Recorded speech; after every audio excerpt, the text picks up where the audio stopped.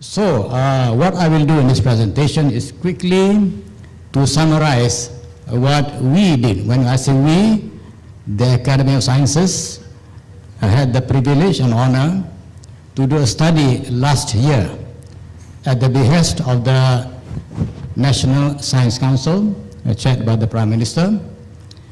The Council, in its first meeting about a year ago, noted the rapidly increasing globalization and wanted the Academy of Sciences, together with the National Professors Council, to do a study on new economic opportunities that exist for Malaysian industry to enter, and to propose mechanisms by which we could enter these industries.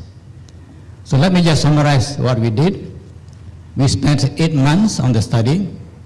We had 10 workshops, and we involved more than 160 Malaysian experts, roughly equally divided between researchers, industry, government, and civil society. So it is not just a triple helix, it is a quadruple helix. So in other words, we have anticipated and included civil society because they are going to be the new kind of player. So I want again to quote from Datuk Khalid, who mentioned Alvin Toffler.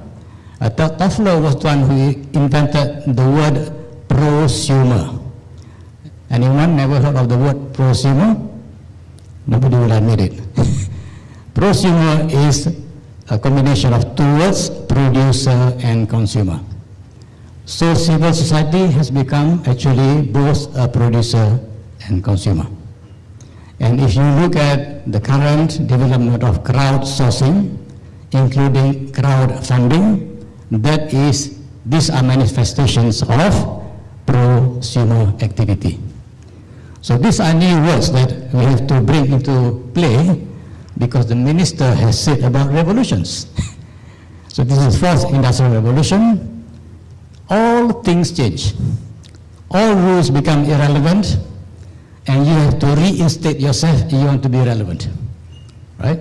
In other words, if you follow all rules, sorry to say, you're not included, you're not invited. You're not a member of the club. But if you want to join in, assume new rules and new roles. So this is the discussion that we are going to enter this morning, I hope. And just to quote a little bit more from what the minister said, I want to mention that he said we are doing STI master plan. Yes, the Academy is working on a STI master plan. We are going to start that work next week, right? And it will take maybe a couple of years to produce. But something else that we have done that is about to near completion is something called Foresight 2050. We have looked at Malaysia in the year 2050 that will factor in the major S&T drivers. So this is where we will, I would say, draw up scenarios of the future. We have achieved 4 scenarios, and from the 4 we have selected one desired scenario that will describe what Malaysia and Malaysians look like in that year. So that work is almost done. So God willing, you will be seeing the result soon, and you can now position yourself and your children and your grandchildren for that future world. So that's my quick introduction to what we are going to speak about. But I will be very specific this time around because the title is New Economic Opportunities, subtitle Bridging the Innovation Chasm.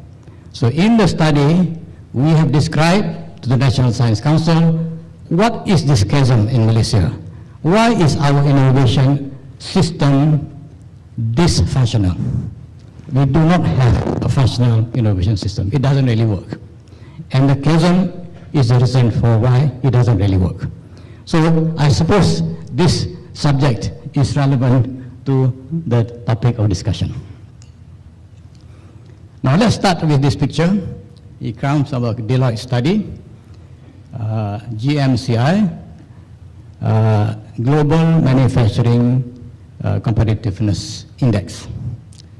In the year 2016, we were ranked at number 17. By the year 2020, we are expected to be number 13. We are going to move up 4 places. The other key players from Asia, you can see them clumped. I'm not sure that, yes, this part here. India, Thailand, Malaysia, Vietnam, Indonesia, together will become the new China. This is the growth area. So we are going to be a regional cluster of manufacturing strength. Now, let me ask first, how did we get there? Right? How did we get there? Of course, what did we do before in order to get there? And what are maybe the major challenges? Let me just say that up to about 1960, we were focused on commodities. We could say, those who are older in this room, rubber and tin. But from the 60s onwards, we did what is called import substitution. In other words, we look at what we were importing and tried to manufacture those things. So for about 1 decade, we were focusing on import substitution. But from 1970 onwards, we concentrated on exports because we created, for the first time, free trade zones, and we invited multinationals to come to Malaysia. So we became an exporting country from 1970.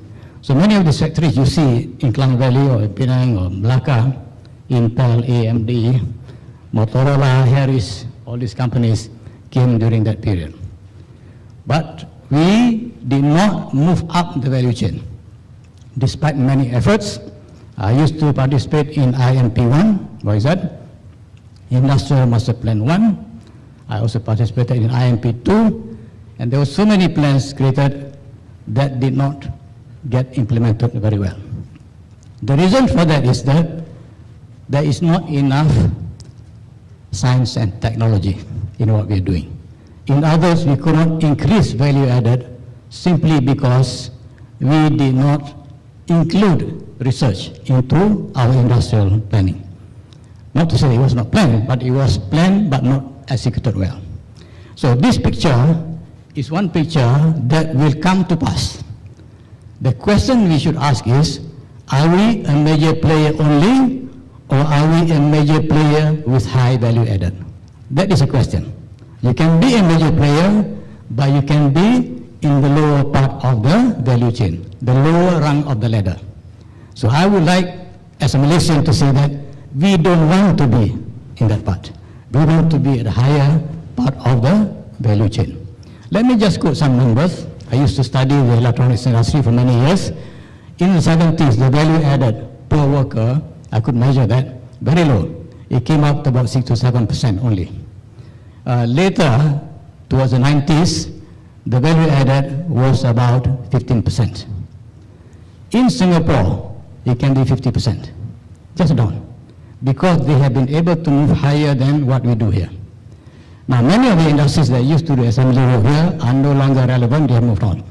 Some have gone to Thailand, to Indonesia, to Vietnam, and so on. The minister mentioned Nike, for example. Nike used to have a plant in Kulim. I used to visit the plant, right? No longer here. We don't want Nike, no Adidas, or any sports shoe company. We are not a low-cost manufacturer. Sorry, thank you very much. Go away. Yeah? But we also answered, okay, you don't want us, what do you want? We want something else. So let me move on quickly. What is this transformation from traditional to new economy? Minister has said a lot. It is a revolution.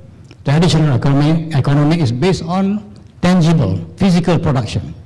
It's resource focused, labor intensive, strong control, it's vertically integrated, it's mass production, increasing returns, proximity is important, and physical clusters. It is very rigid, and most of all, very capitalistic. Winners take all, right? The new economy is so different. It is knowledge intensive, you need high skilled talent, collaborative, it is horizontal, where you need trust. The word T-R-U-S-T becomes very, very important. So even if you are a competent person, if people cannot trust you to share knowledge, they will not include you in the club. Mass customization, right? Not just mass production, mass customization. You can customize to one person, right? Location is less important. You can be integrated in a huge supply chain. I will use the term later, global value chain. And of course, it is profit sharing. So if you win, I also win. My proportion may be higher than or lower than yours, but still I'm a winner. So you can see there, the knowledge transfer in the industrial context, you can see the small stack industry there, mostly one way. But when you come to the new industry, new economy, it is multi-way. So when we share knowledge, for example, it's so different from sharing physical stuff. If I transfer an atom to you, I no longer own the atom. But if I transfer a bit to you, I can still have the bit, right? So this is the difference. So that's why knowledge transfer, knowledge sharing moves in completely different ways. So this transformation is being described in this picture, but I hope you get it. Yeah? But how it actually changes our way of looking at things is this picture. This is what we call the innovation chasm. And we have represented it as a broken bridge. You want to travel from one point to another, you have to cross this bridge.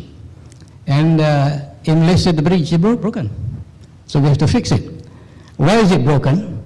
Basically, to put in one single sentence, the two sides of innovation, R&D and business, are working on their own silos. They like to work on their own. Any academics here who like to work with other people? I don't think any of you will dare to raise your hand because I think you are quite comfortable doing things on your own. And if I were to ask industry the same question, they will answer the same way. I don't think I trust researchers. They produce nothing for me, waste my time. This is the attitude of Malaysia, or Malaysians. So R&D, people are being measured by publication, citation, Scopus, index journals, patents. But what's the outcome? Sometimes, most of the time, no outcomes. Same with business. Risk averse, highly secret, protective of secrets. I've been in this business for a long time. What they consider as secrets are, everybody knows the secret. So what's the big deal? Share your secret. Let's make it better. Exclusive, only profit-oriented, non-collaborative, of course, certainly, silos, and not endogenous, not indigenous. So, where are we going? We are not going anywhere. In order to cross this chasm, you can see there's a big sun, let the sun shine in. So what does the light tell us? We need a shared vision between the two sides. In order to lower the risk and barriers, we need to have a common pool of talent. We need to intensify knowledge in all products and services. And of course, we must prioritize. If you want to do value creation, value enhancement, what do you have to be good at? We cannot be good at everything, obviously. Of course, innovation. Innovation in the sense of value creation, not invention, by the way. I have to say to academics especially, we are all inventors. Even children are inventors. But are children innovators? No, because children are not in a position to create value. When you realize the value, then becomes innovation. And of course, we need to have entrepreneurship very strongly and meeting market demand. So in other words, we need to create a collaborative network. I'm glad the minister is quoting all these things because we actually proposed this solution to the National Science Council just a couple of months ago, well received and now being implemented. So let me move on then. This is a mechanism that we propose. It looks very complicated. It's very easy actually. The main part of the picture is actually that circle you can see in the middle. All right, let me say, this works here. You start with demand-driven R&D. And you want finally to have market market-driven delivery system.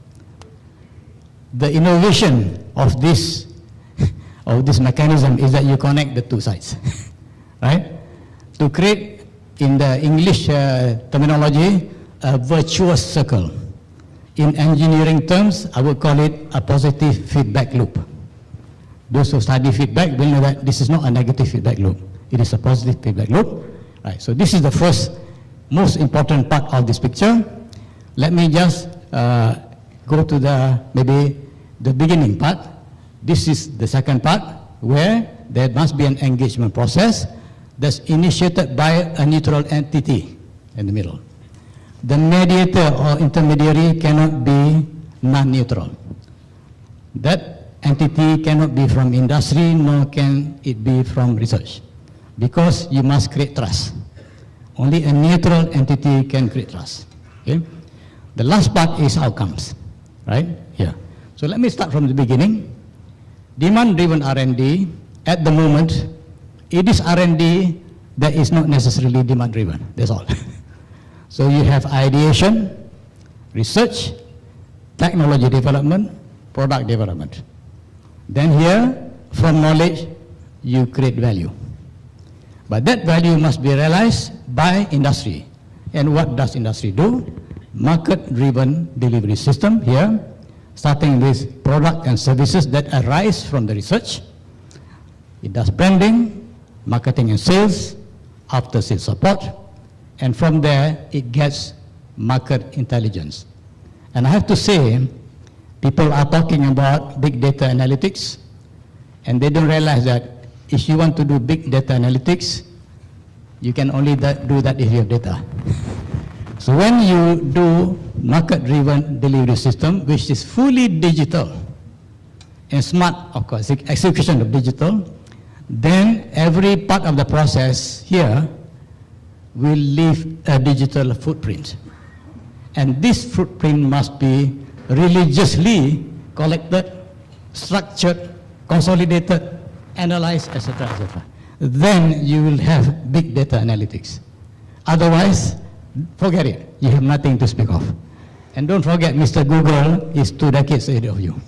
They know everything about you, including you as a person. Right? So this is where our companies need to figure out how to do good market intelligence, so that industry can tell researchers, do this research because it is market-driven. Now it's going to change the nature of R&D. Okay? How do we get there? Again, leadership. Leadership must start from all sides, but we must start with a neutral entity that will create a shared vision for industry. We don't want researchers to come in and create a shared vision for industry. Only industry must create that vision, right? So first, industry must recognize its own challenges and weaknesses, come up with a reality check, its own growth challenges, and then come up with an industry-driven strategic plan. You start with this. You feed that into that system, you will get products and services that are actually market-driven, and of course, be benefiting from market demand-driven R&D. The outcomes are, of course, you start from the bottom, is disruptive innovation. Let me just explain my version of disruption. We are going to compete against incumbents. They have been in the market for decades. How do you actually try to replace incumbents? This has been described very well by Christiansen, the so-called the guru of disruptive innovation. He's in Harvard University. Those who have not read the books, please get a copy of the book. He even has a blog, by the way. So, disruptive innovation is where we meaning the Malaysian industries, together replace the value network that the incumbents possess, right? If you don't replace the value network that they already have in place, you are not going to win. You can only win if you disrupt the entire system, right? It's a systemic, integrated, holistic view. So you want to have a single product, you are not going to succeed because these people will swamp you with their existing market positioning. So that's disruptive innovation. And of course, you need a talent hub. You must be able to draw. That's why we have a little picture of maybe you cannot see from your distance. There's a little magnet. Malaysia must create a talent hub and draw talent from around the world. We are all fighting for the best talent in the world. The best way you can get them is to offer them a good value proposition. You come here, you work with our companies, you work with our universities, you will get results, high value results. So we want to create a talent hub. And of course, we want to create knowledge clusters. So these are the outcomes that we now must produce in order to make this entire ecosystem work. All right? Now, this is my last slide. That's all. The takeaway messages. Knowledge is the new currency. It is almost replacing money. Money remains important, but if you have money and no knowledge, forget it. You will not get anywhere.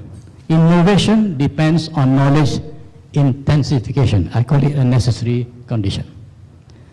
Global value chains leverage on digital technologies, enable rapid product development and distribution across borders. Expect globalization also to intensify. We will be connected. What if the new China of the 5 Asian countries get connected and try to beat the incumbents? We'll be a super force. Collaborative networks bridge the innovation chasm, enhancing S&T-based knowledge sharing for disruptive innovation. Last takeaway point, Malaysian industries need to develop endogenous. Please notice I don't use indigenous, it's endogenous. Indigenous done by us, endogenous coming from within us. Right? Endogenous capacity to collaborate with the global community and become a major contributor. If we succeed by the year 2020, we will not be just number 13. We may be higher than number 13. Singapore is already number 11. Can we beat Singapore, for example? Thank you. Okay, thank you very much, Tengku. Okay, there you are. Tengku has set the scene on some of the major issues confronting us if we are to embrace this Industry 4.0. With us, the other 3 panelists are Mr. Jacob Lee from FMM, very appropriate panelist for the occasion. And he is actually a vice president with the Federation of Malaysian Manufacturers. I do not want to go into detail on his CV because you can read it in your book. We have Dr. Renat Shaw, who is a curator. I thought curator is only for a museum. Curator of the World Economic Forum, Global Shapers, Kuala Lumpur. So he represents the youth. How are we going to shape the youth to actually be a partner and participate in the Industry 4.0? And last but not least, we have Mr. Albert Chai, who is a managing director, Cisco Malaysia. Again, another entity which is very appropriate to the discussion. I would like to start the discussion by inviting Mr. Jacob Lee from FMM because it involves industry and he represents industry. What is your take on what has been presented? Okay, thank you, Dr. Professor. Okay, before I respond to what Ongku has said, I like the topic, future industry now. Okay, I remember when I was a young boy, we sing a song, Hey Sarah, Sarah. You say future is unknown. So Industry 4.0 gives us a lot of uncertainty and moving forward to the unknowns because I always like to equate Industry 4.0 as something like a big elephant. A lot of people touches the leg, then it is a leg. When you touch the tail, it's the tail. I think we're in a very exciting time. Exciting because there's so much developments, the changes are so fast forward. Also in a very challenging time. Challenging because when we talk about Industry 4.0, it is not just adoptions of the Industry 4.0. We are talking about the speed of adoptions, which is crucial. As what Ungku has mentioned, the clusters of our regional neighbors, Malaysia rank 13. 17 going to 13. So every country is moving forward, okay? So the speed of moving forward is important. If we move forward slowly, then, those behind us will be much further ahead of us. So there's this very challenging thing. We have not just to adopt Industry 4.0, we have to adopt quickly, a lot of catch up to do. Well, I have been in this sort of panel discussions for 4.0. This is the third round. I get a bit of frustrated because, we have been talking on the very high level. We say we need to do it, we have to move forward. Then we turun badang, when we go to the floor, a lot of the companies are telling me how to do it. Bagaimana? Where are the people? Where are the resources? A lot of barrier, So I want to comment, so this is the situation, that the industries are in, and if we don't move forward and quickly, I think recently you talk about the summit for the OBO, One Belt One Road. China is rising very quickly. I think that is a good infrastructure for China to push out their excess capacity in the productions due to these automations, automated production processes, and even Industry 4.0. I think they are very moving forward. So I think we're in a very exciting time, challenging time, at the same time, very difficult. Difficult in the sense that in our resource change, there is some missing link, which I think we need to fill that up. Just now, Ungo talked about the bridge, the missing bridge. I think for us, the talents development and the talents retention is that missing link. I think we need to fill the gap. So I'm very happy, the academicians, the universities are organizing this sort of forum so as to provide that gap, for us to move forward. That's so is the industry preparing itself?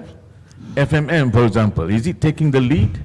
Well, FMM, yes, we take it very seriously with a sense of mission and also urgency.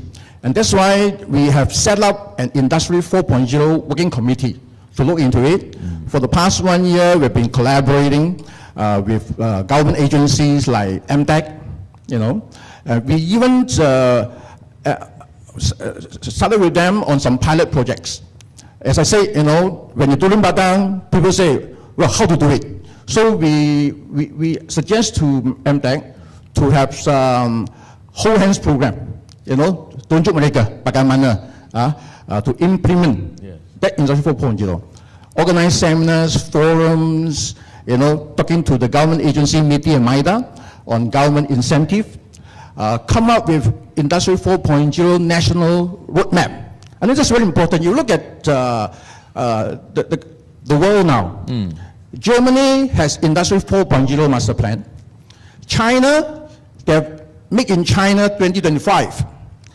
And for India, it is Make in India. So these are some of the national driven roadmap to that directions. I understand just now we heard the minister when he talked about mostly giving a lot of grants, So I think mostly also have the innovations scheme. So we hope the government can enlarge that provision to encourage, give more funding, because funding is one big resource that we need to move on. So funding is a chasm. Yes, it could be one. And in Tunku Azman's presentation, he mentioned about this gap between academia and industry. Is FMM addressing that gap in your Industry 4.0 initiative? Oh yes, we are collaborating with universities. You know, in the past, we are working with some universities and talking to them of whether they would be incorporating courses like artificial intelligence in their courses, organizing seminars and trainings. So there's one way that we're doing. I think PSDC in Penang, I think we are collaborating with them.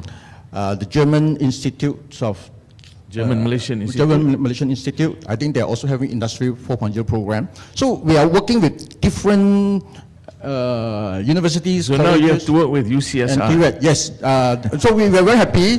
UCSI has organized this sort of discussion. I think this is an awareness program. I think we need to encourage to convince the industry or the people. I think the national roadmap is very important. Yes. Yeah? I think at least we are encouraged that FMM is doing something, and this roadmap is a good one. But I was just asking Tengku, why 13? That's very unlucky. Why are we moving to 13 and not 12? Anyway, next we move to another panelist, Mr. Bernard Shaw. Bernard Shaw, Renaud, from the Global Economy Forum. He represents the youth. What is his take on the presentation by Tengku? Sure. I think disruption, technology, fourth industrial revolution. If I had $1 for every time I came across this term, I'll probably be a millionaire by now. And also, as someone who's been following the World Economic Forum very closely, the fourth industrial revolution has very much been at the heart or center of a debate among our world leaders of today. So it is a very important issue, and I believe that we can all generally agree, like not just in the panel, but perhaps even the audience, that this phenomenon is really about embracing exponential speed. Just to give you an example, like before I even finish this sentence, the retail market would have lost $1.2 million to an e-commerce platform. The telephone took 75 long years to acquire 50 million users. The internet, 4 years. WhatsApp, 15 months. Angry Birds, 15 days. I mean, ladies and gentlemen, like this is the speed of disruption. And disruption, it will become the norm, the centerpiece of what the fourth industrial revolution is about. And for me, I think, sometimes we're just left with two options here, a binary option. Like we can either A, choose to ignore it, or B, embrace it. And I hope we opt for, the later.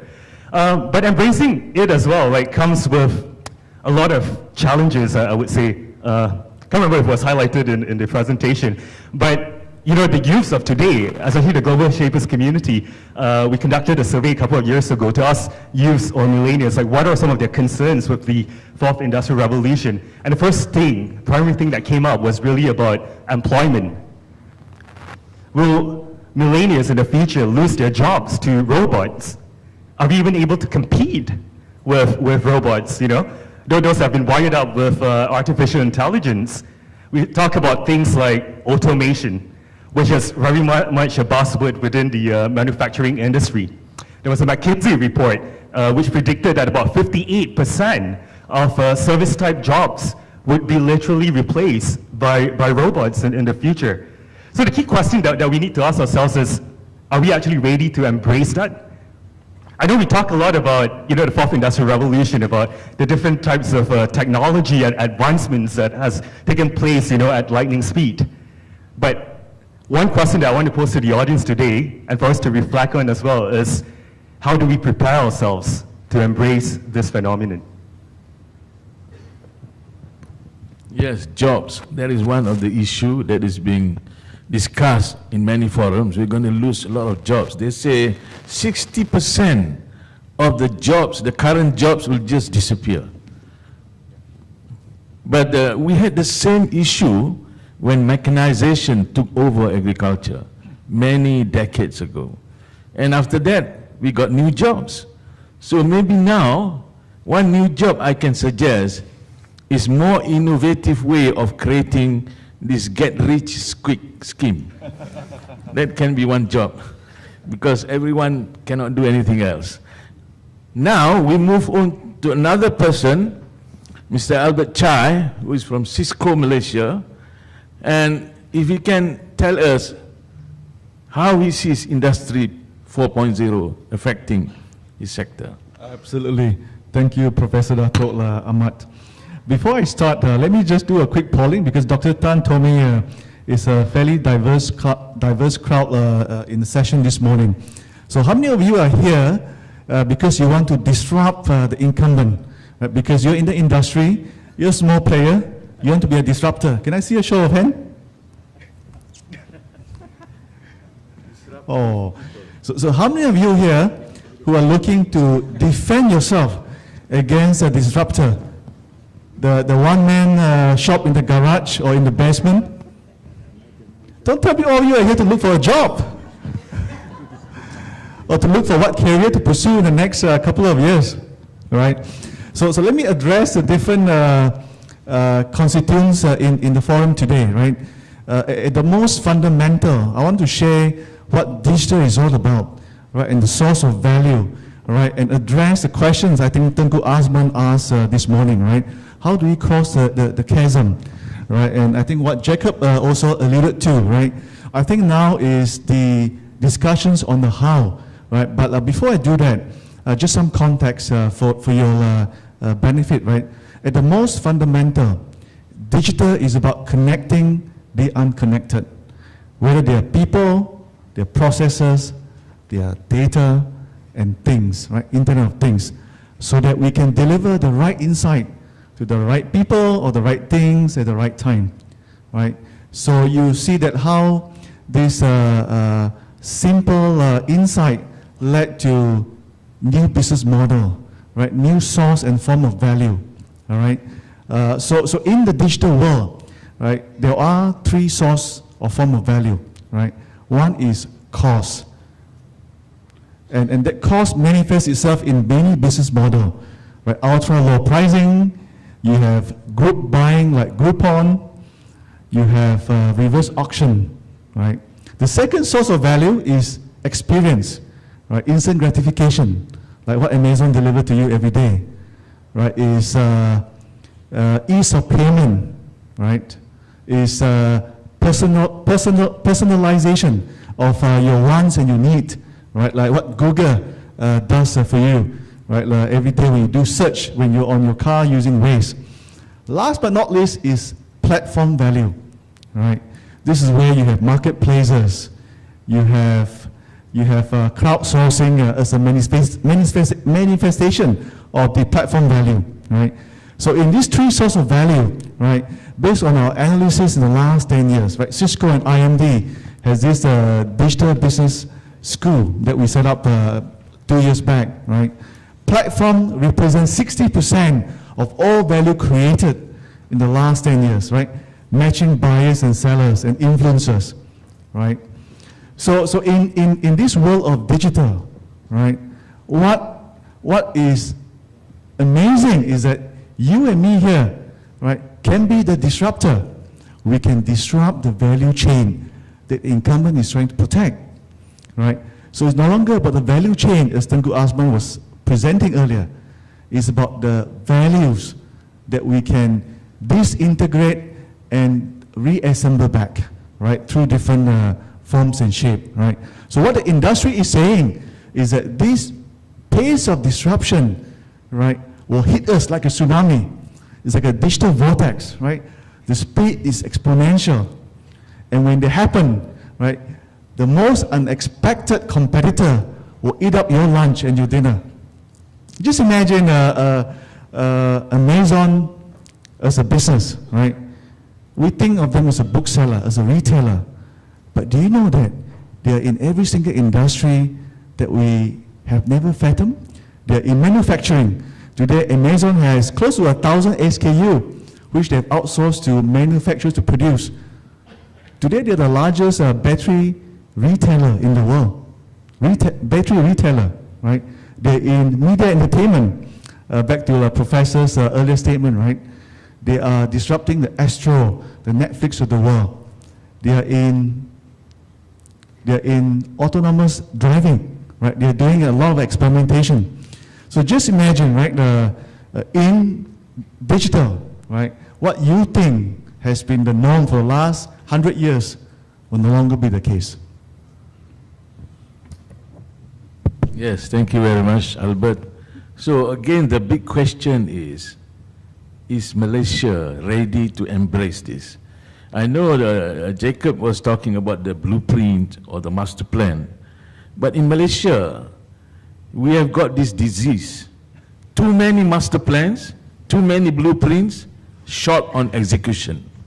So how do we address that? Maybe Tengku can respond to that.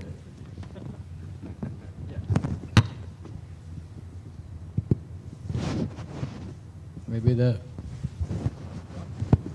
perhaps the chairman is asking me to start the ball rolling because I'm a bit older than most of you. So I've been through a lot. Yes, very much so. We are very good at conceptualizing, at visioning, at planning, and mastering plans. But we have not managed to master execution. And there are many reasons for that. Basically, it's a cultural attitude. We operate basically on a top-down basis. I'm fond of saying that I come from a feudal background, but I do not practice feudalism. I believe in democracy, I believe in open societies. Unless we get over this problem of hierarchy, your position in hierarchy, your power in that hierarchy is based on your position, we are not going to get anywhere. The new way of working, getting everybody connected, connecting those who are not connected yet, and giving them a voice is what this whole revolution is all about. That is why Toffler said future shock. We are not capable of handling that shock because it is too, I call it, too stark, too serious to our way of looking at the world. So our vision of the world has to change. In other words, hierarchies will tend to be reduced. I'm not saying that the Prime Minister is not important. He remains as important as ever. If he tells the Malaysian people, let's go to war, you know what we have to do? We'll have to go to war, right? But when he says, oh, I can prescribe to you what industries you should enter. I can prescribe to you what platforms to create. I can prescribe to you what technologies to configure or to focus on. No way, right? There's no way the government, least of all the Prime Minister, can do that. Because all these issues must be tackled at the level of competence. So in other words, we are leading towards a new world where subject matter experts are the ones that really matter. So in this business of innovation, we must actually respect the true source of innovation. The first source is, of course, knowledge, especially S&T. The second source is actually business knowledge. And that was expressed in the diagram that I just showed. Now, coming back to the question of how do you get over this mindset, this cultural value system, we must start with learning, education. So I want to move straight away to your business here. What business is Uxi in? I know your boss showed me his card. At the back there's so many businesses, but let's forget the others. This is the business of the day, right? Teaching and learning, of course, experiencing. Now, last year, I was privileged again to speak on a panel similar to this, called by the Ministry of Higher Education. And sitting just where Dr. Ahmad Zainuddin is sitting was Minister himself, Dr. Sri Idris Yusof. And by his side, the lady was Asma. And all the top officers, he was there Dr. Ahmad was there in that panel. And I have the privilege to say something that is so different from what is conventional thinking. Because I believe that is going to be the norm. What did I say then and what do I say now? I'm saying that the future of university education is not like this. This is going to be completely irrelevant. Students want to learn as and when they want to learn, as they need to learn. And the objective of any learning module is to become a subject matter expert so that they can get a task done. It is not to be employed, to get a task done. After the task is done, he will move on, she will move on to another task. So it is not employment as you see today. So when university students that are engaged with the minister, I just quoted from that experience, are saying that we are concerned about jobs. Jobs will always be there, but they will be there only for those who are good at something. And that something must be of great demand. Then you say, I'm the top expert in this line, you take me. And of course, I can also assemble a team to solve your problem. And that's where collaborative networks come in, etc., etc. So I said that to the big audience, bigger than this, by the way, and everybody was quiet. Only the science advisor, Tan Sri Zakri, commented, you're saying this, it won't happen tomorrow, isn't it? Of course, I'm not saying it will happen tomorrow. I think it will happen in 10 years' time, and I think it will be faster than 10 years. So, your comment, how to embrace exponential change, how to embrace this rapid connectivity of people. So that is a question we have to face, and I'm sorry to say your business model is about to become obsolete. Thank you very much. Yes, we need to rethink our business model. The other factor that has been raised in terms of embracing Industry 4.0 is the need for more collaboration. You see, in Malaysia, we have a problem there. Industries are not truly collaborating with academia. Academia and academia are not collaborating. And within universities, departments are not collaborating with departments. So, I would like some comment from our young panelists. How do you think this can be resolved? What are the feelings of youth? Well, I think that's a very legitimate question, and I wanted to touch a little bit on this whole theme of value creation, like through Fourth Industrial Revolution. How many of you in the audience today have heard about the Sustainable Development Goals? Can I have a raise of hands? Oh, like, not a whole lot. But just to provide a bit of context, the Sustainable Development Goals were basically agreed upon by 193 member states on a global basis, and they agreed that these are the 17 most pressing issues that we're going to resolve. Things from mitigating the impacts of climate change to providing access quality education, ending poverty, building sustainable townships, and looking at productivity and job creation. Now, the SDGs in itself, if you look at it from a Malaysian context, currently the Economic Planning Unit basically leads that. The EPU, they monitor progress and so on and so forth. The question that I've always had at the back of my mind was, the Fourth Industrial Revolution, the theme in itself seems to be picking up, but where is the synergy between, SDGs and the Fourth Industrial Revolution? And the sense that I'm getting is that, at least in Malaysia, that we tend to work in silos. You have NGOs working on well, I mean, if you're touching on the theme of gender equality, I've met at least 7 NGOs in Malaysia that actually works on the same issue. And I constantly ask them, are they actually collaborating or working together on on solving this theme? And the answer is no. So what about the Fourth Industrial Revolution? Like, are we seeing, attraction in terms of how universities, reach out to the industries? I think UCSI has taken a first move, and very well done on that, in order to breach industry and the gap between academia. But a lot more needs to be done. And I think research universities in particular really have to step up and initiate that sort of conversations, because research, at the end of the day, in my opinion, should not just be about production of A-star journal papers that you take and then shove it, in a bookshelf of some sort. It needs to have an impact.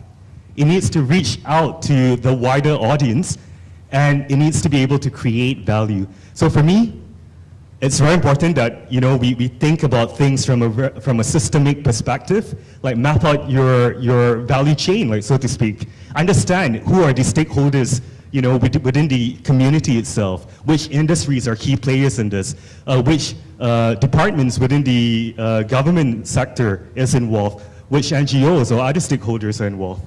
And we need to bring them together through such platforms in order to really embrace the fourth industrial revolution. Perhaps I can share a model of collaboration that has worked for Cisco in the last 30 years.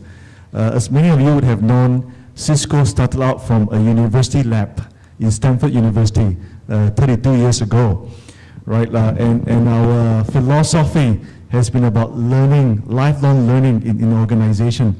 So with that in mind, we have now today a Cisco University in partnership, right, with close to 100,000 universities globally, right, through our Cisco Academy program. In Malaysia, we have about 60 institutions of higher learning, mainly public university that has been collaborating with Cisco. What I want to highlight is not so much the learning, but the unlearning, right, process that we need to imbue. And the second point I want to make that the minister touched on this morning, right, is a lot about learning that Tengku Azman alluded to earlier. But it's about the culture of experimentation, right? So in Cisco now we encourage risk-taking, fail and fail fast, right? Because it's a loop, right? Like what you presented earlier on, right? It's about sensing the pattern that is happening in the marketplace, right? Sensing what the customers are doing, what they like and dislike. Imagine a shoes company, right? We talked about Adidas a few times this morning, right?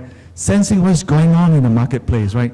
If you wear Adidas shoes, there's a sensor that actually senses how you run, right? Your pronations, right? Whether you're under or over pronated. So with this data, what do? You make informed decision, right? You push the right product to the right customer, right? And then you close the loop, right? Through agility, making execution extremely quick, right? And then whatever you learn, you fit back into your sensing capability, right? So it's really about learning and unlearning, right? Question the all assumptions and the all mandate that has been given to you, right? So I think this is some of the learnings that we had in Cisco, right? That would love to share more with you. Okay. I hope the audience who are willing to or want to raise questions have given their names to the students. Just give them your names and I will ask you to stand up and ask a question. But I'm glad that Renard mentioned this synergy between sustainability and Industry 4.0. Because the way I look at it, it's all about improving productivity, reducing resource making resource efficiency, higher resource efficiency, and just something that is very much in line with the sustainability development goals. So, and sustainability is already impacting on business. I know I used to work with the palm oil industry, and sustainability is a headache for the palm oil industry now. A lot of new barriers to trade have been created on the basis of greenhouse gas emission. So maybe I can have some comments from Jacob on how the industry view the impact of this kind of new initiative on business. Well, just to follow up on on talk about collaborations and the role of the universities, I think talents development is very important.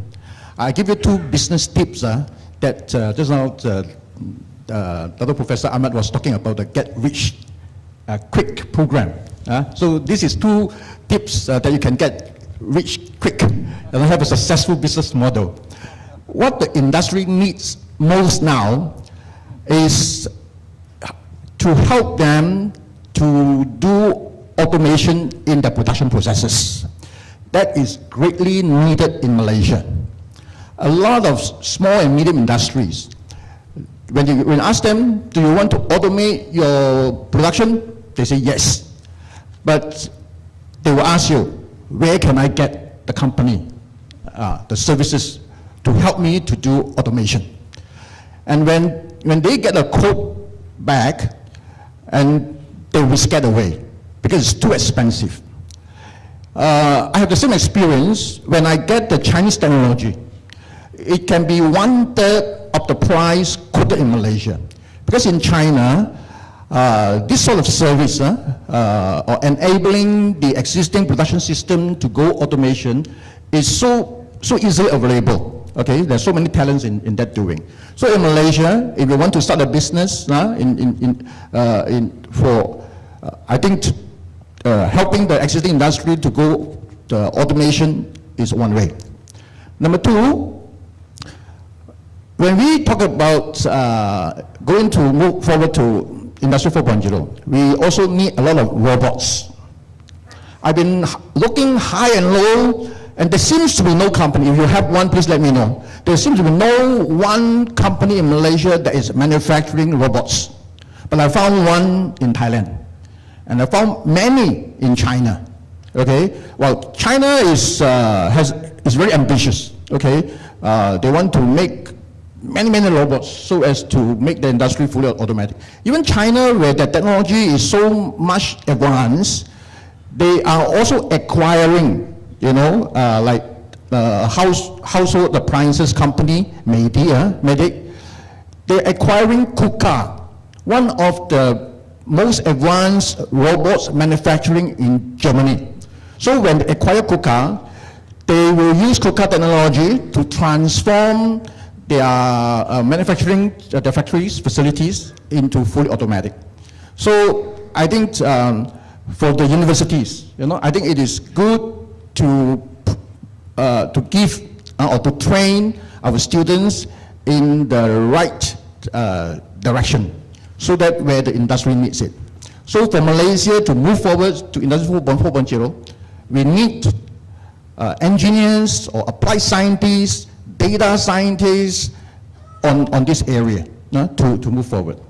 And if not, Professor Ahmad was asking me the impact. If not, the impact will be very terrible. We will find that we never get the best talents to work in our organization. We always ask, where are Malaysians produce? The University in Malaysia produces a lot of top talents. You look around, a lot of award-winning candidates. When you look at their biography, they say they are from Malaysia, but they are not in our country. They're elsewhere.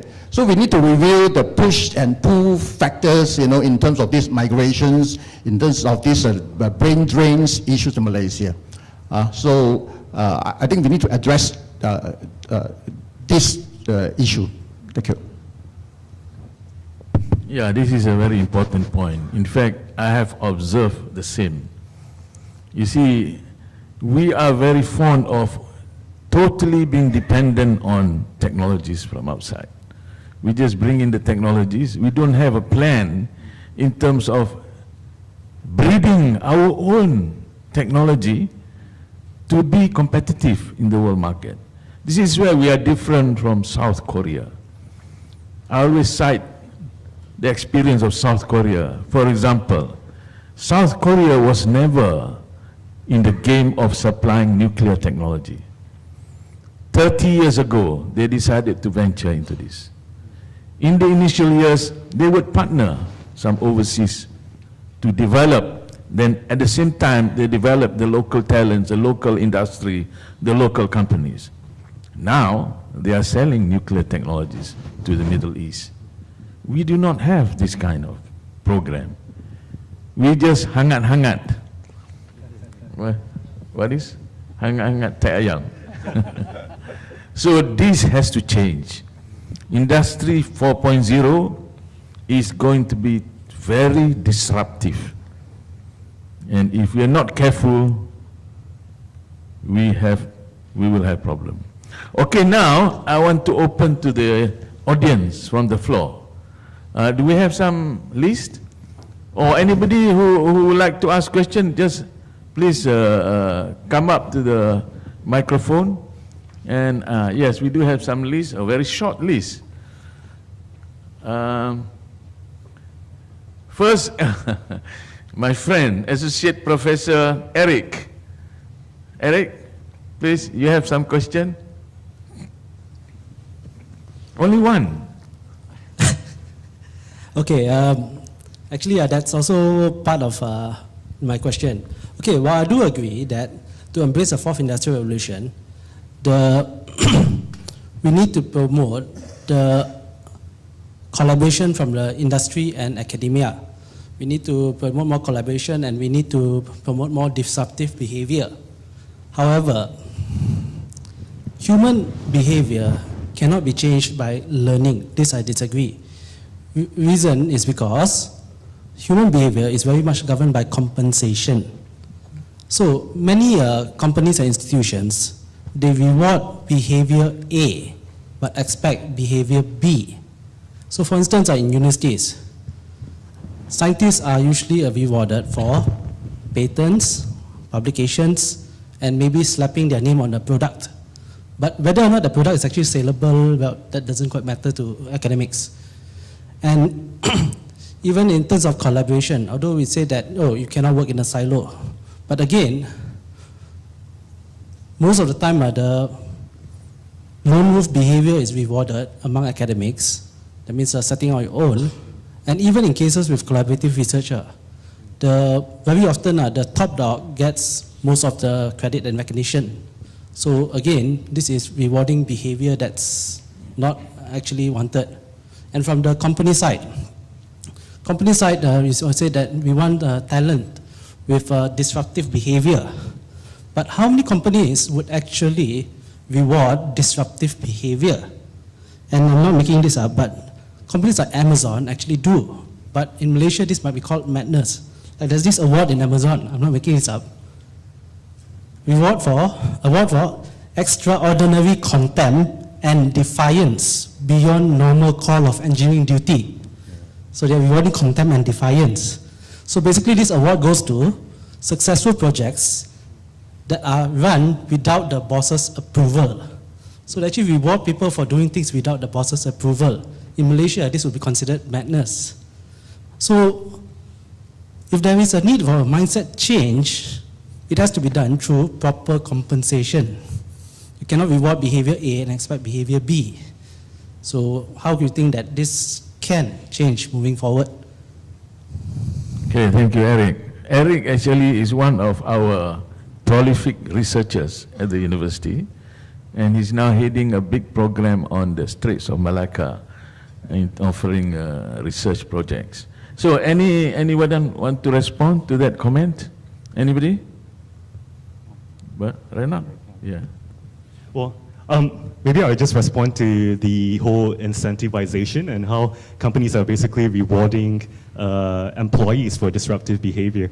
Well, maybe I would slightly disagree with you on that point, because I think within Malaysia itself, there are a number of companies that I can name, such as AirAsia, Shell, DG, or even Sam Darby, that have basically organized internal innovation hackathons, like among their own employees. And the whole purpose of that is to encourage actually disruptive thinking, to get them out of their comfort zone. And I can say this for a fact, because I do hold two hats. Apart from being affiliated with the World Economic Forum, I'm also working with Sam Darby, and I have participated in about 12 hackathons right now, like where we get people from across different departments, different divisions, together in the same room for a week, and all we do is just to brainstorm and ask ourselves questions around how can we actually change what we're currently doing.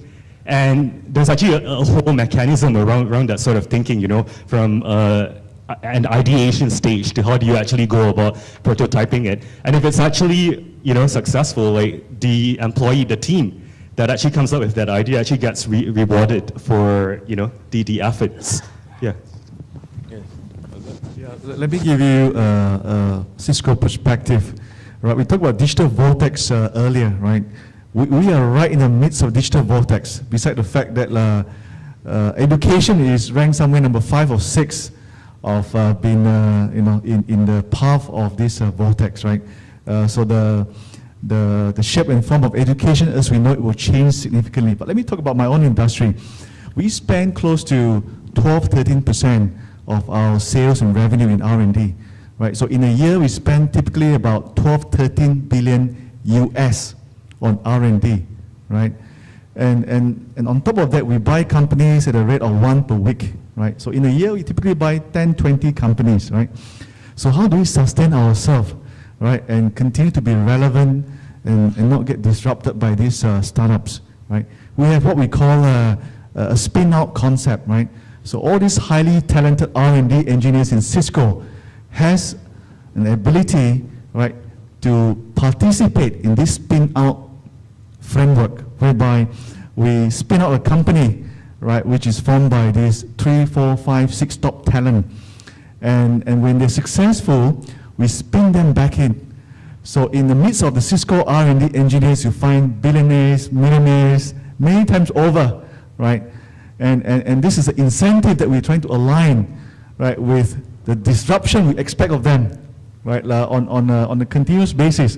So we have an R&D that has found 6-7 companies that Cisco acquired back, and in the process produce a lot of wealth for all these R&D engineers, right? And it's a concept that I think universities are starting to look at, right? Commercializing research, right? And bring them back and retain them in your institution. All right, Jacob. Yes, you want to say something? I don't know whether I'm answering your question in a disruptive way. Changing the object of your questions, you are talking about the management. Probably we cannot accept this disruptive manner or creative manner. But in my experience, I would have the opposite. When I open up a new opportunity for my staff, especially the younger staff, okay, but they are not ready or they are not adventurous enough to embrace the change.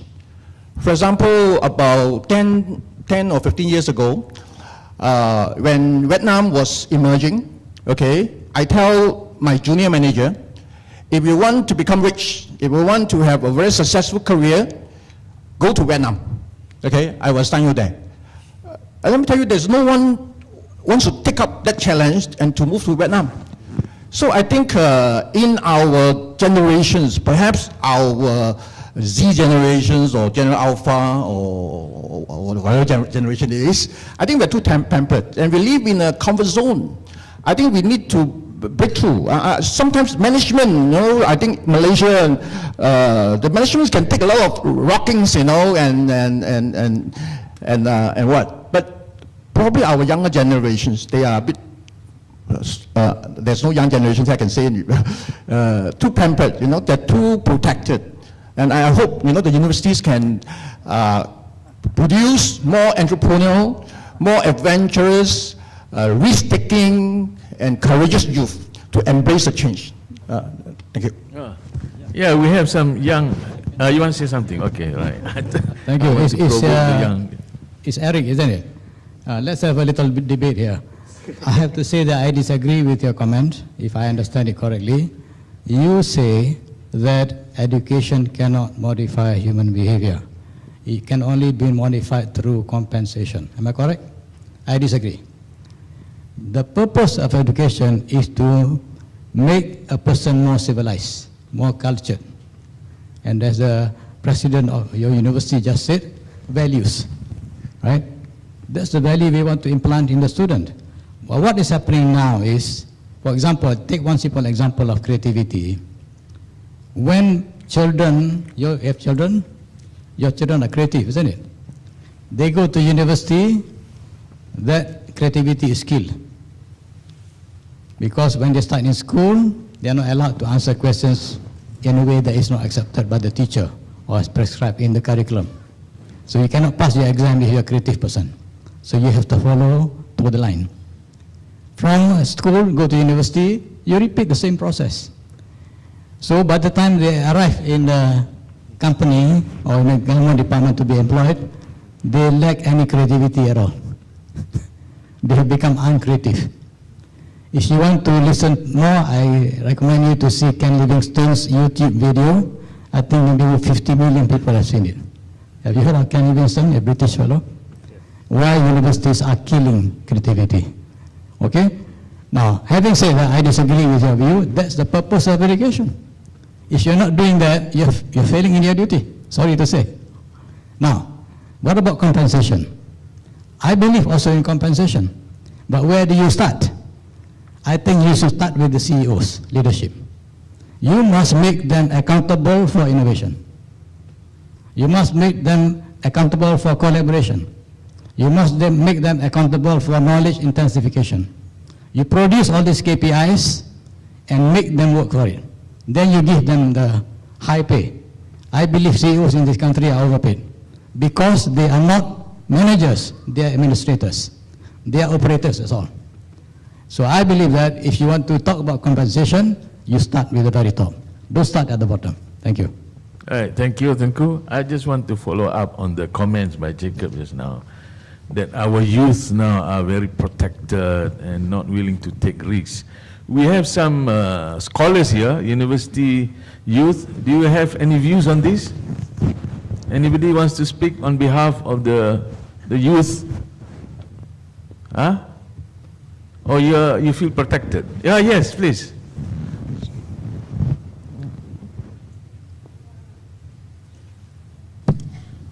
My name is Azila from University Technology Petronas. I'm not an academia, but rather a manager in Research Management Center of UTP. And I don't know whether I'm representing youth for this question, yeah? Because I have something to ask, something really pertinent to our university. Actually, we have talked about this gap between industry and academia many times. And this morning, we heard about that again.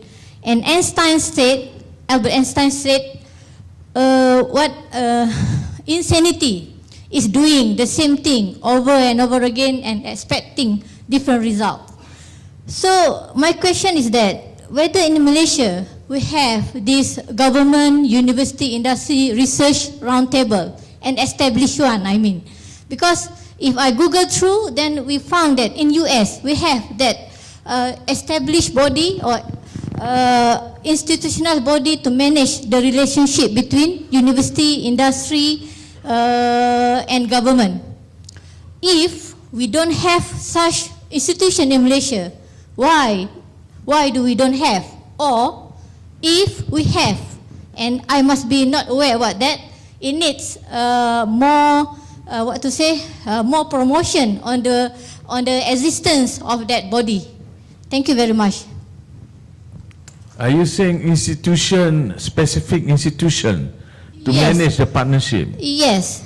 I'm not aware if there is any in Malaysia, but yes. That's why I'm asking, because I found there is a body in US. They call it Government University Industry Research Roundtable, GUIR. They have many conventions throughout the year to manage this relationship and collaboration. Thank you. Yeah, the closest we have is this PPRN, Public-Private Research Network. We have Professor Rahman here. Yes, Prof. Can you just give some take on that? Thank you, Dato'. Actually, we have one of the model now which is very successful between the academia and industry collaboration is CRESS. I think Tengku also aware about that. CRESS is a neutral body actually, which bring in together the industry and academia in one so-called platform. And they are driving the research together, which most of the research is industry-driven research, but academia is contributing in terms of knowledge and also under the science part of it. And many projects have already started. And one of them is on the blue LED or LED projects, which is now funded by the government, by EPU. And the project is 5 years project, which involve not only academia from Malaysia, but also from University of California, Santa Barbara, under Professor Suji Nakamura. And they are driving based on the needs of the industry in Malaysia, especially in the area of LED. Another one that I'm not familiar with, but I think it's also driving this kind of thing is MIT. Might also bring it in together between the industry and academia in driving certain focus area. PPRN is slightly different, where the problems will be so-called, in the industry have some short-term problems, and they need solution from the academia, and so the academia can propose in solving these small problems. I will use the word small problems within 3 to 6 months. So there are many actually collaboration, but maybe not in the so-called larger scale, whatnot, but more sectorial area. Yeah, thank you, Professor Rahman, for the quick introduction. I didn't want to do a plug on CRESS, but now I think it become a necessity. Okay, but to answer the lady's question, there have been many attempts, maybe dozens of attempts to bring the two sides together, but most of them have failed. In my lifetime, I spent many years in this business. We tried so many family, none of them succeeded. Mainly because, I don't want to give all the reasons, but because the missing ingredient is trust. There is a lack of trust between the two sides, industry and research. Research people will say, oh, industry want everything on a plate. When I tell them a solution to a problem, they say, you need to do more work, etc., etc. And of course, more work needs more time and more money, and nobody's giving the money. Right? To productize an idea requires a lot of money. Industry says the same thing. Oh, there are 7 problems that I don't need. They are relevant to my business, etc., etc. again. So anyway, Professor Rahman has mentioned, for example, MIT, which has been relatively successful because MIT was started to bring the two sides together in high technology, as you all know, MIT. But let's not speak about MIT. Let's speak about CRESS. CRESS is collaborative research in engineering, science, and technology. During the course of our work, I had heard about CRESS, but I didn't know what they did. I only discovered what was the real function and how it is operationalized when I interviewed the CRESS people. They participated in my workshop last year, and when I met them, I realized that their model was the best so far. It can be improved, but it is the best. So based on what I heard from CRESS, we developed that circle that you saw earlier, right? Now, what is the winning ingredient of CRESS? To repeat, I repeat only the most important aspects. First, it is a neutral party. It is not in research, it is not in industry. Their people come from industry, the people come from research, but in their capacity as CRESS officers, they are in neither. So they can build trust between the two sides. The first one. Second one is they engage with the industry, the founding members, they call them about 20 companies, to speak about the challenges of the particular industry. Then from those understanding of challenges, weaknesses, problems, issues, they come up with a master plan of how to deal with it. The master plan is translated into research calls. Research calls become open and broadcast to the entire scientific community.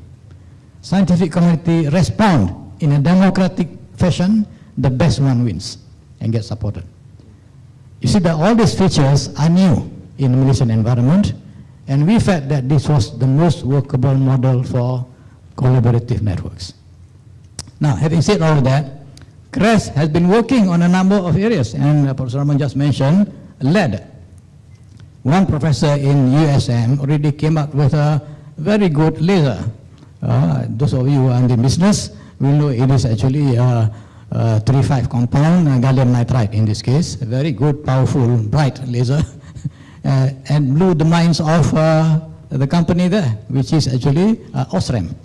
Osram is so interested, so excited about the whole thing, they want to bring a research team over to Penang. So this is one already early success. Now, what else has been in the portfolio of CRESS? We discovered they're already doing Industry 4.0, right? So we decided to give them, for this work that we just developed under ASM, to actually develop a far bigger master plan for Industry 4.0. So your subject of discussion of today is already in play. Don't say that we are not prepared. We are in play already. CREST is being made the neutral party. What else? We also gave CREST virtual health or connected health. They have a master plan for that. We are going to enhance it further and include more people. We want to create an end-to-end virtual health system in Malaysia, which is patient-centric, not doctor-centric, not hospital-centric, patient-centric. With sensors on your body, you manage your own health and don't get sick, if possible. So that's number 2. Number 3, we are going into halal business. Halal products is big. Malaysia is number 1 right now. We want to be even bigger than it is today. We are probably giving that to the Halal Industry Development Corps, right? Discussion that's taking place. The number 4 area is fintech. Yes, you know, blockchain, fintech coming up very, very rapidly. We want to concentrate on Islamic finance. Malaysia is already number 1. We want to retain that position and make it far bigger than it is today. So all these technologies are being developed by the universities, people like yourselves. But the demand will come from industry. It will not be because you are creative that you come up with your own ideas. Please continue with that, but just publish. The industry may not want what you publish. But in this case, if you do the research through this initiative, there is 90% chance that it will be commercialized immediately. So this is how the whole game is being played. It will change the nature of demand-driven R&D in Malaysia. Oh, thank you, Tengku. But I understand one of the key success factor of CREST is the involvement of multinationals. This is one key success factor because they bring in that research culture and help impact on the local. I have one participant who wants to ask a question, Mr. UC Ejika. Can you please state where you are from and ask a question? Good afternoon, everyone. My name is UC Ejike from UCSI. I am actually going to contribute to the whole forum. I'm not going to ask a question. And my contribution is on the statement that students in the universities are overprotected by the universities. But to some extent, to a good extent, I really disagree to that. Students are not being overprotected by the universities. Because personally, I believe that whether you are in a university or you are in a company, there is need for some kind of self-development, some kind of self-discovery.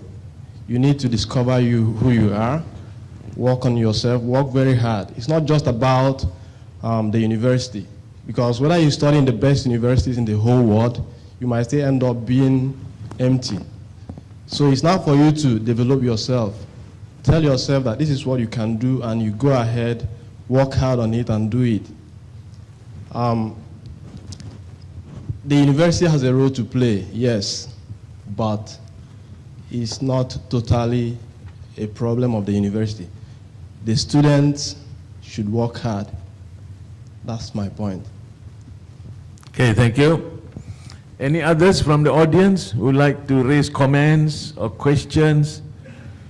The students especially, are you not scared of this new development that you will end up having no job after doing your degree?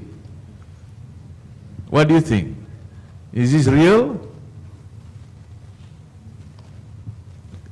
You must not lose this opportunity. We have 4 panelists who are knowledgeable on this subject.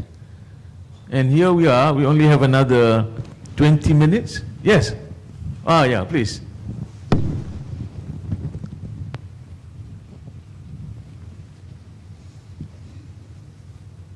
Please identify yourself, where you're from, and... All right, so good morning to all the panels and all the audience. I'm Jun from UCSI University.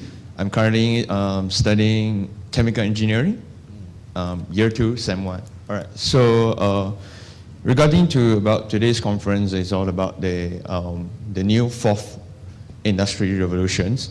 So as students, we always concerned about yeah, it's what they, all the judges and panels have said about their jobs when after we graduate. So my question is, what do the future industries expect from us students when we graduate, and you know, like what the companies and the new industries expect? Because from what I understand as students, in university here, our understanding and mindset is a bit different than the fourth industry revolution, because the fourth industrial revolution involves quite a lot of new elements, I would say, new factors that are far different than the ones before in the back years.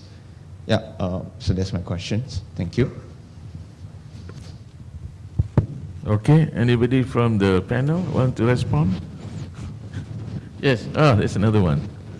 But to me, this Industry 4.0 is about embracing digitization. It's all about digitization of the way we do things. Manufacturing, people are talking about smart cities. You know that there is now talk about our cities becoming mega cities. We'll be faced with problem how to manage the waste, the garbage, the transportation, the congestion, the distribution of water, electricity. All this requires urgent technological-based management. Yes, please. I didn't catch your name. You're a student in UXI, studying engineering. I was once an engineering teacher, so I can understand where you're coming from. Engineers want everything to be structured, very organized. Right? They are familiar to everything, how to approximate things. Right? I'm not saying that it is contrary to the 4.0. It is part and parcel of that.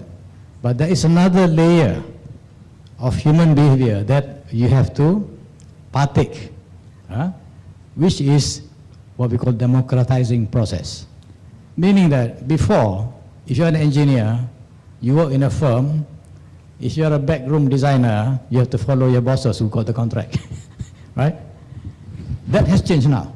That hierarchy has disappeared, whereby every person is probably able to do things for and by himself if he wants to.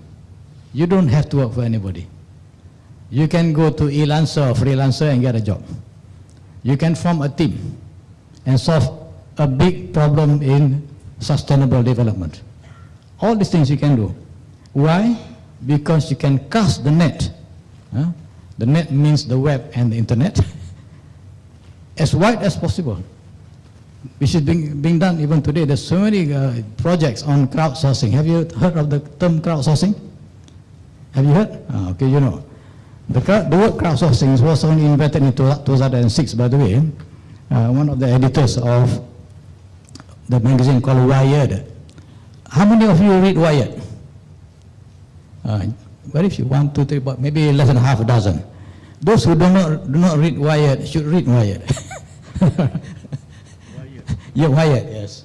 Because then you get wired into the system, connected. What Wired does is actually it looks at developments in digital technology mostly, but all kinds of technology. You can find, you know, AI, you can find bio, all the words that Datuk Khalid mentioned, the ants, the bees, the eyes, the seas, whatever, is all there in Wired. Anyway, 2006, this fellow noticed that people are sharing photographs, that's all, in a completely open way. So you don't need professional photographers to give you photographs. You can get it from a data bank. There is millions of photographs around the world. And of course, enabled by Cisco.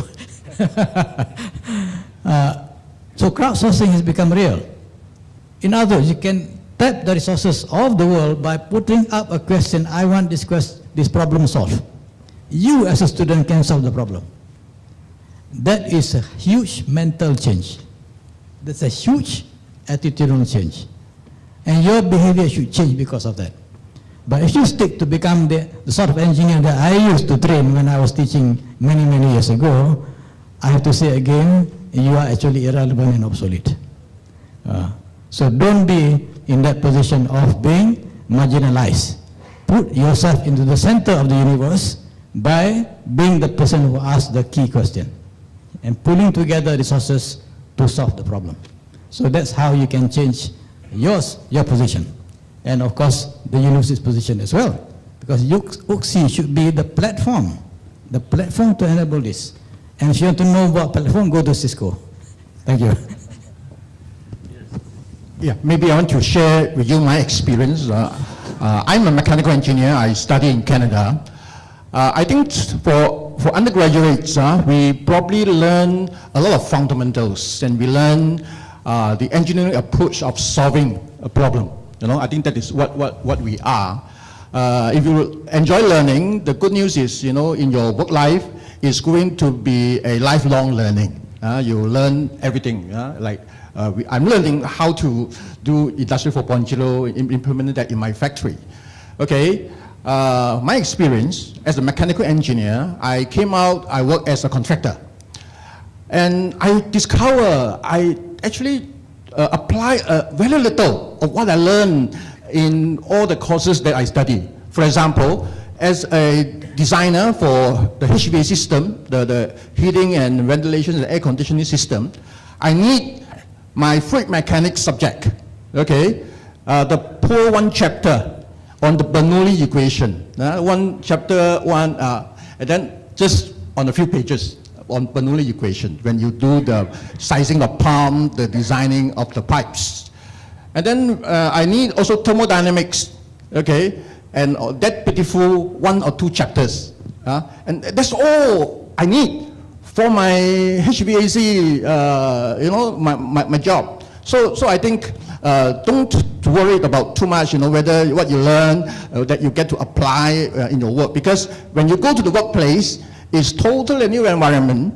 When you work for Shell, okay, people say Shell is what they call high class technician. Because Shell doesn't want you to use your own knowledge to do whatever things. He wants you to follow all the steps that they design for you, they specify for you. You know, no disruptive thing. You know, in the platform.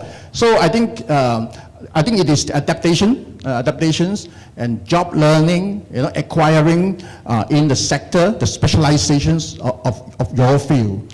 You know, that's my response to you. So not to worry about, you know, what you learn now, would that be applied in the workplace. You know, you learn all the basic things about how to approach a problem, how to solve a problem, where to find a solution.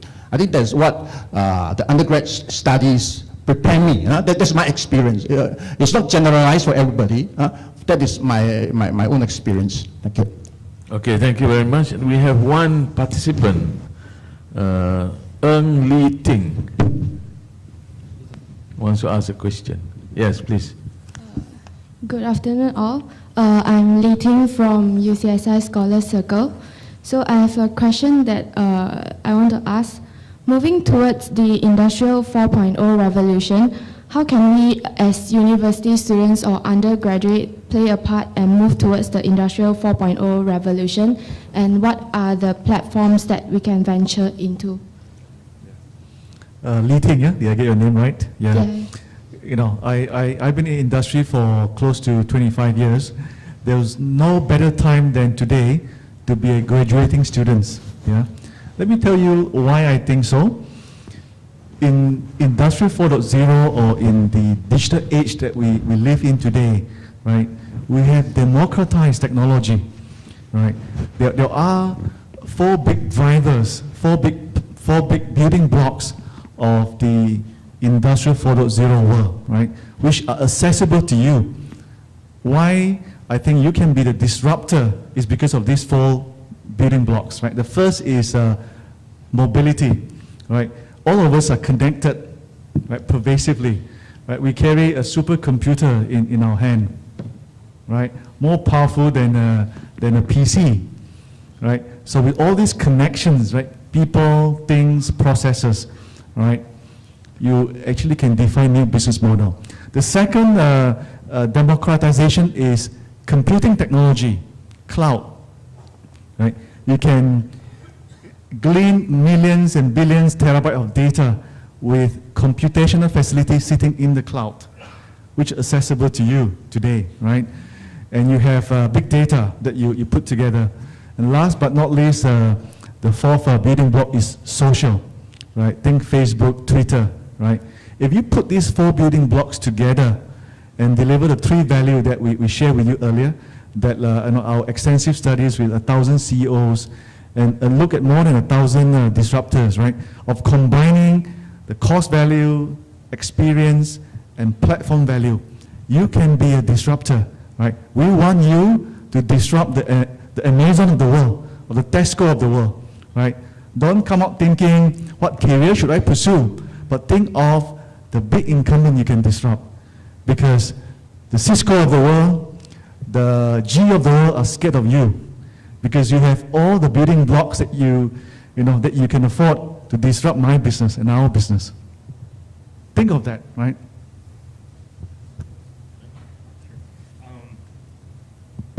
Yeah, I guess my advice would be just never stop learning and constantly be a knowledge seeker. I remember when I was a student, I'm currently working in the field of sustainability, but I don't think there was even a sustainability department when I was in, back in university. It didn't exist. A lot of people were very much focused on the environment, but we have to constantly adapt, and I think that's where the 4th Industrial Revolution comes, at a point where it's really exciting. And as a knowledge seeker, you're constantly pushing the boundaries. A lot of the interns that I work with, sometimes, they're so fixated with, just because they've studied, chemical engineering. So, that's the only thing that they'll stick to. They say they're good with math, but when it comes to, writing reports or presentations, they're not, they become really afraid of coming out of that comfort zone because they're uncomfortable with it. But if you look at the world as it is today, like founders of Grab, or Uber, these are people who, I think some of them don't even have engineering backgrounds. Some of them came from accounting backgrounds, So don't limit yourself to just what you've studied. Like, go out there, explore, experience, and constantly push, boundaries. See how far you can actually go. And I think what is also important is networking. I would say that your network is basically your net worth. And that was basically one of the things that I have personally learned as a student. So I come to such forums, I engage with key industry players, and sometimes they inspire you to come up with ideas that you've never even thought about. And I think students these days use millennials. That's sort of the direction that we should strive to aim towards too. Thank you. I think we do not have much time left. So what I'll do is just wrap up what we have discussed. Basically, the world has to contend with a number of challenges. We talk about changing climate, we talk about depleting resource, we talk about terrorism, we talk about other forms of security problems. So what the world has done is to create platforms on how we, people, the population, can move forward to improve productivity, improve resource efficiency, improve environmental safeguard. So Industry 4.0 is one of these platforms. This is actually a concept to garner people together, to get everybody on board, to embrace this culture so that at the end of the day, these problems of the world will be addressed. So I'm sure we agree that we have very good panelists today, and I'm sure every one of us have learned something on how to move on Industry 4.0, and I hope the students can appreciate now the importance of how this will impact future industries and how we'll have to adjust ourselves. So please give a big hand to the panelists.